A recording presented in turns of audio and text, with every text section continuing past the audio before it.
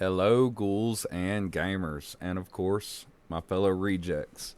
We're back with some more weapon previews. Sorry I haven't done any in a few days, but I was kind of trying to figure out where I wanted to go with this series and the order I wanted to do them. But decided to decide on a course of action, and we're gonna go ahead and just jump into the psyker stabs next, and we're gonna start it off with the Equinox Mark III Trauma Force Staff. This is the first staff that you unlock as a psyker, and let's get into it. Let's see what it does.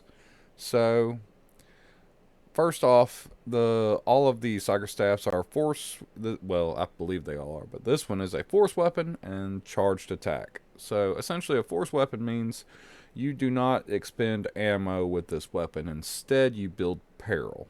Um, it, Peril is the psyker special thing. It builds up, and if it builds up too much, your head explodes.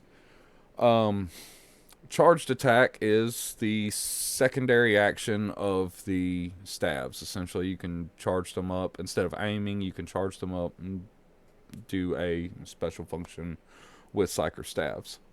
So, the actions on the psyker staff is your special action is a strike.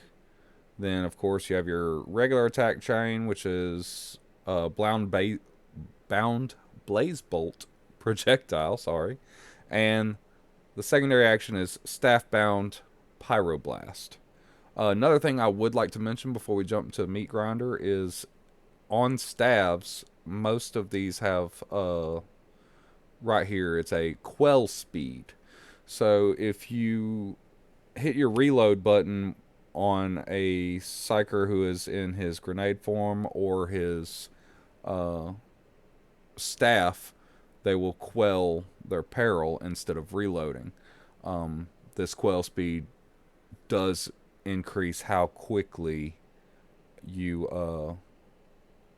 quell that peril.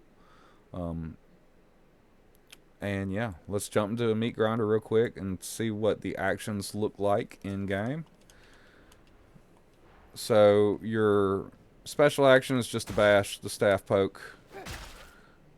Um, your regular attack action is the little fire blast you do. It deals respectable damage and it comes in pretty handy. I wouldn't slouch on that. All the stabs have one and they do come in very handy.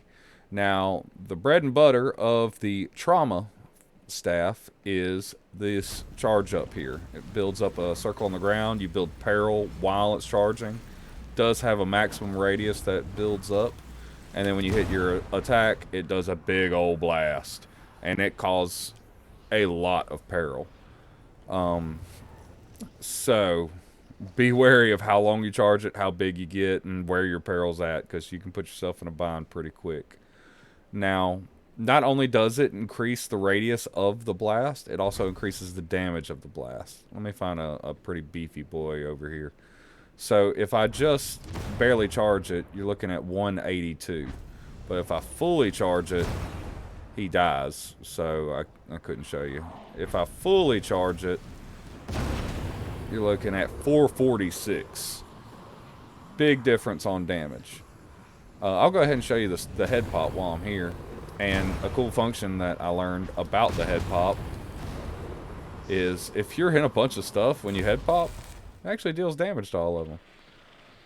I had no idea about that till this video. It's a really cool little function. So yes, I'm not going to say charging it up all the way is the best case all the time because it depends on where your peril's at, what you're fighting. Do you need the big circle? Do you need that much damage? Also, the knockdown on it, if you noticed, even if they're outside of the ring, still has big knockdown. Doesn't do any damage, but it has like a little miniature ring around the ring, you can imagine. You'll have to kind of get comfortable with that to find out where it's at, but even a smaller ring has it. So it will have good knockdown effect, even if you're not getting them in the center of the ring. And yeah, that is pretty much the basics of the trauma force staff. Uh, Thank y'all for tuning in, and I'll see y'all next time. As always, stay swampy.